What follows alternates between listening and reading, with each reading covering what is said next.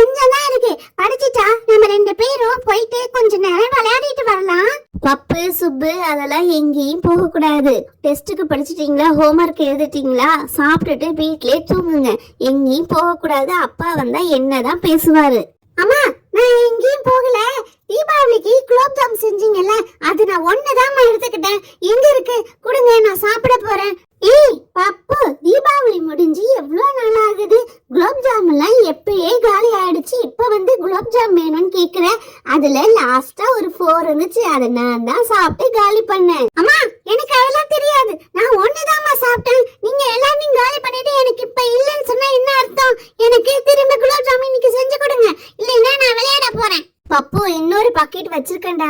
Gulab jam மட்டும் ஒரு packet வாங்கினா ஒரு பாக்கெட் ஃப்ரீ கொடுத்தாங்க. அதனால நான் ஒரு பாக்கெட் செஞ்சுட்டு ஒரு பாக்கெட் வச்சிருக்கேன். உனக்கு நான் இப்ப குலோப் ஜாம் தானே வேணும், நான் செஞ்சு கொடுக்குறேன்டா.